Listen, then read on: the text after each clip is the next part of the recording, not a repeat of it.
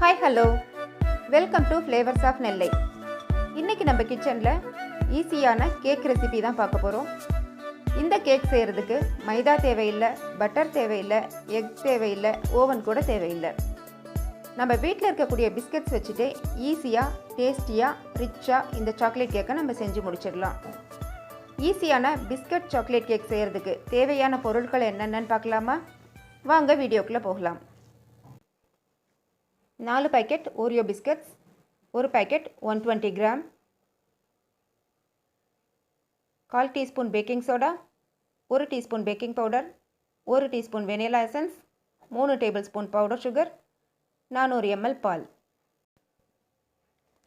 எடுத்து வச்சிருக்கிற பிஸ்கட்ஸ்லேருந்து க்ரீம் தனியாக, பிஸ்கட்ஸ் தனியாக பிரித்து எடுத்துக்கலாம். இந்த கேக் செய்கிறதுக்கு நான் மைதா, கோதுமை எதுவுமே யூஸ் பண்ண போகிறதில்ல. இந்த பிஸ்கட் மட்டுமே வச்சு தான் இந்த கேக் செய்ய போகிறோம். அதனால தான் 4 பேக்கெட் பிஸ்கட்ஸ் எடுத்திருக்கோம். இப்போ க்ரீம் எல்லாம் தனியாக எடுத்துட்டு காட்டுறேன்.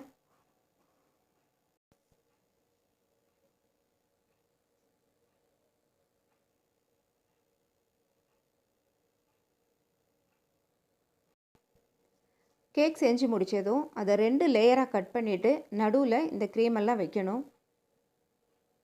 நான் இன்றைக்கி ஓரியோ பிஸ்கட்ஸ் எடுத்துருக்கிறேன். ஓரியோ பிஸ்கட் கிடைக்கலன்னா வேறு எந்த பிராண்டு சாக்லேட் பிஸ்கட் கூட நம்ம இதுக்கு யூஸ் பண்ணலாம். இப்போ க்ரீம் தனியாக, பிஸ்கட் தனியாக பிரித்து எடுத்துட்டோம்.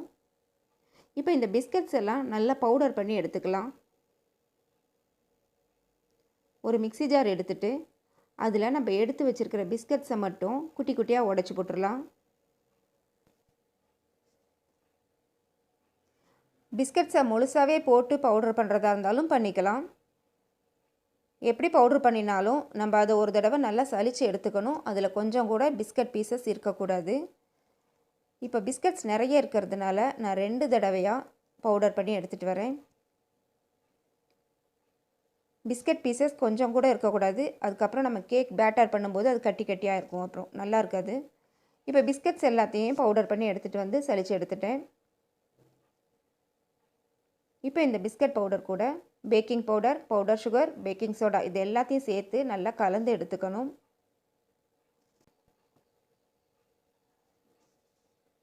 இப்போ ஒரு மிக்சிங் பவுல் எடுத்துட்டு அதில் powder sugar, baking soda, baking powder இது 3ஐயும் சேர்த்துட்டு நல்லா சலித்து எடுத்துக்கலாம். இந்த பேக்கிங் சோடா, பேக்கிங் பவுடர் வந்து நல்லா கலக்கணும். நம்ம சரியாக கலக்கலை அப்படின்னா கேக் வந்து சாஃப்டாக வராது. இது எல்லாத்தையும் நல்லா சலித்து எடுத்துக்கலாம். இது கூடவே பிஸ்கட் பவுடரையும் சேர்த்து கூட சலித்து எடுத்துக்கலாம். இல்லைன்னா தனித்தனியாக சலிச்சுக்கிட்டு கூட நம்ம நல்லா கலந்து எடுத்துக்கலாம். நல்லா கலந்து எடுத்துக்கணும், அதுதான் ரொம்ப முக்கியம். பேக்கிங் பவுடர், பேக்கிங் சோடா நல்லா கலக்கலை அப்படின்னா கேக் வந்து சாஃப்டாக வராது. இப்போ இதோட பிஸ்கட் பவுடரையும் சேர்த்து நல்லா கலந்து எடுத்துக்கலாம்.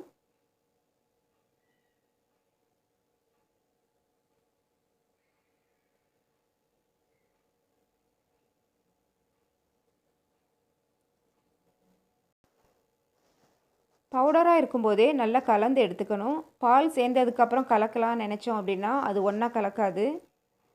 பவுடராக இருக்கும்போதே நல்லா கலந்து எடுத்துக்கணும்.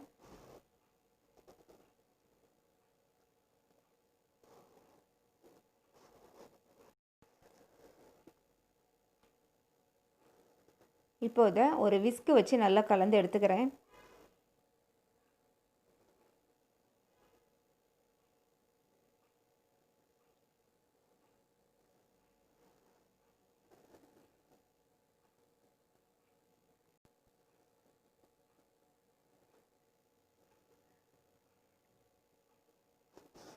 நல்லா கலந்துட்டோம். இப்போ இதில் கொஞ்சம் கொஞ்சமாக பால் சேர்த்துக்கலாம். நம்ம எடுத்து வச்சுருக்கிற 400 ml பாலையும் இதில் மொத்தமாக சேர்க்கக்கூடாது. கொஞ்சம் கொஞ்சமாக சேர்த்து தான் கலக்கணும். பால் சேர்த்துக்கலாம்.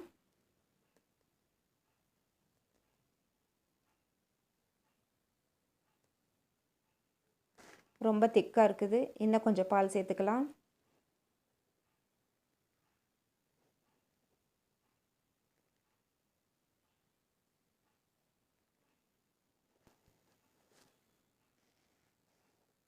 4 பேக்கெட் பிஸ்கட்டுக்கு 400 ml பால் இன்றைக்கி சேர்த்துருக்குறோம். தேவைப்பட்டதுன்னா நம்ம 1 ஸ்பூன் அல்லது 2 ஸ்பூன் எக்ஸ்ட்ரா சேர்த்துக்கலாம்.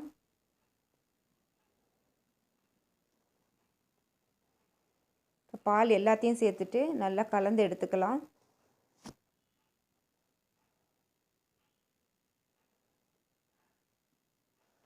நம்ம நல்லா கலக்கும் போது தான் கேக் நல்லா சாஃப்டாக வரும்.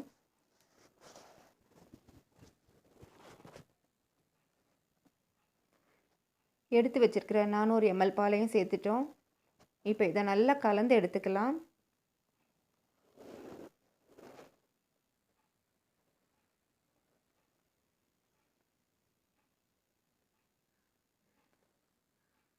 கேக் பேட்டர் ரெடி ஆயிடுச்சு.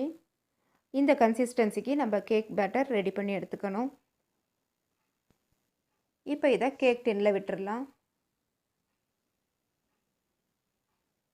கேக் டின்னில் கொஞ்சமாக பட்டர் தடவிட்டு மைதா ஸ்ப்ரிங்கிள் பண்ணி பட்டர் ஷீட் போட்டு வச்சுருக்கோம். இப்போ இதில் கேக் பேட்டர் விட்டுடலாம். கேக் பேட்டர் முக்கால் பகுதி தான் விடணும். கேக் பேக் ஆகும்போது அது நல்லா பொங்கி வரணும். அதுக்கு நம்ம இடம் கொடுக்கணும். அதுக்காக தான் முக்கால் பகுதி விடணும். இப்போ இதை நல்லா டேப் பண்ணி எடுத்துக்கலாம். அதில் ஏர் பபிள்ஸ் எதுவும் இல்லாத மாதிரி டேப் பண்ணிக்கலாம்.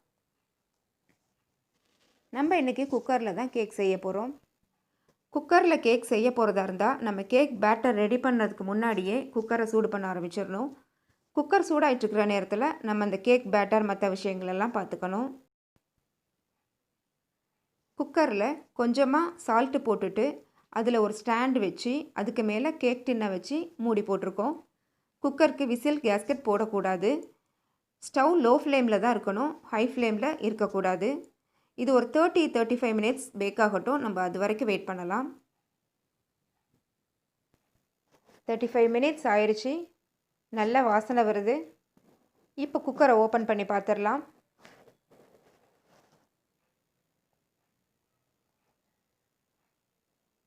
கேக் நல்லா வெந்திருக்குது. இப்போ ஸ்டவ் ஆஃப் பண்ணிவிட்டு டின்னை வெளியில் எடுத்துடலாம். கேக் நல்லா ஆறிடுச்சு. டாப் லேயரை கட் பண்ணி எடுத்துடலாம். அது கிராக் இருக்கிறதுனால நம்ம ஐசிங் பண்ணும்போது ஈவனாக வராது.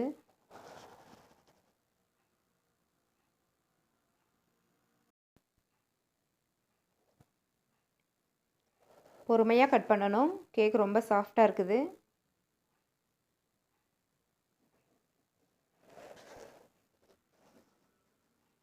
கேக் ரொம்ப சாஃப்டாக இருக்குது. இப்போ இதை 2 லேயராக கட் பண்ணி எடுத்துடலாம். நம்ம மிடில் கேக்கில் இருந்து எடுத்த க்ரீமெல்லாம் வைக்கணும். அதுக்காக 2 லேயராக கட் பண்ணி எடுத்துக்கலாம்.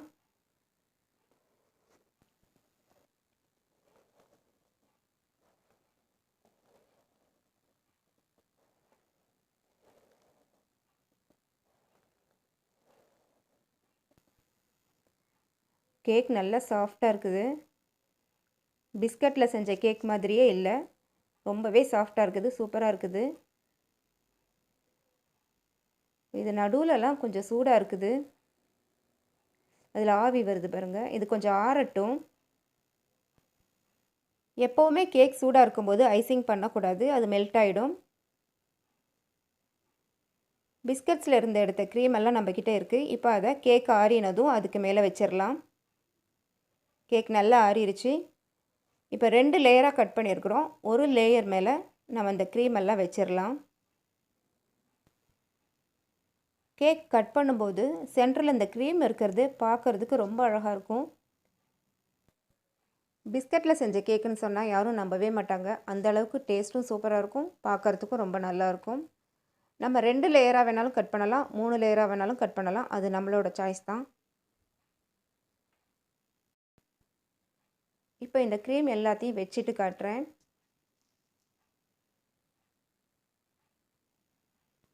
க்ரீம் எல்லாம் வச்சிட்டோம். இப்போ இதுக்கு மேலே இன்னொரு லேயர் கேக் எடுத்து வச்சிடலாம்.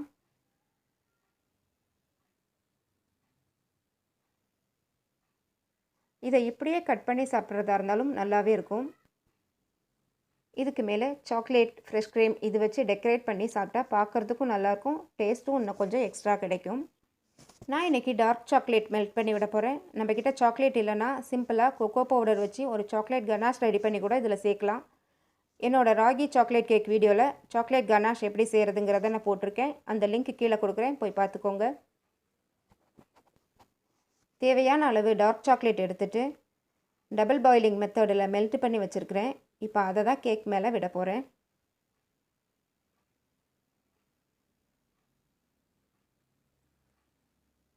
டார்க் சாக்லேட் இல்லைன்னா டெய்ரி மில்க்கு கூட நம்ம இதுக்கு யூஸ் பண்ணலாம். சாக்லேட் எல்லாம் விட்டாச்சு. இப்போ கொஞ்சமாக விப்டு க்ரீம் எடுத்து வச்சுருக்கிறேன். இது ஹோம்மேடு விப்டு க்ரீம். இது எப்படி செய்கிறதுங்கிற வீடியோவை நான் அப்லோட் பண்ணுறேன். இப்போ இதை எடுத்துகிட்டு ஒரு பைப்பிங் பேக்கில் கொஞ்சமாக போட்டுட்டு நம்மளோட இமேஜினேஷனுக்கு தகுந்த மாதிரி டெக்கரேட் பண்ண வேண்டியது தான்.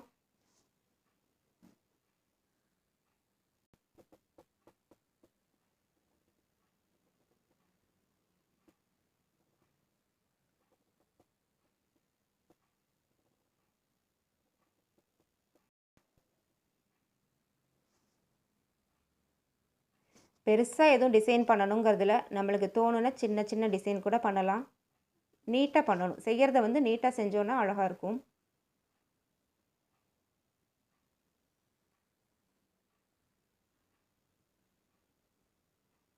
பார்க்குறதுக்கே பிளாக் ஃபாரஸ்ட் கேக்கு மாதிரியே இருக்குது. பிஸ்கட்டில் செஞ்ச கேக்குன்னு சொன்னால் யாரும் நம்பவே மாட்டாங்க. இப்போ இதுக்கு மேலே செர்ரிஸ் வச்சு டெக்கரேட் பண்ணிடலாம். பிகினர்ஸ் கூட தப்பில்லாமல் இந்த கேக்கை செய்யலாம். அந்த அளவுக்கு சிம்பிளாக ஈஸியான ரெசிபி இது. விப்டு க்ரீம் செர்ரிஸ் வச்சு டாப்பிங் பண்ணிட்டோம். கொஞ்சம் ஓரியோ பிஸ்கட்ஸ் எடுத்து ரெண்டாக கட் பண்ணிவிட்டு கேக்கை சுற்றி வச்சு டெக்கரேட் பண்ணிடலாம். பார்க்குறதுக்கு ரொம்பவே அழகாக இருக்கும்.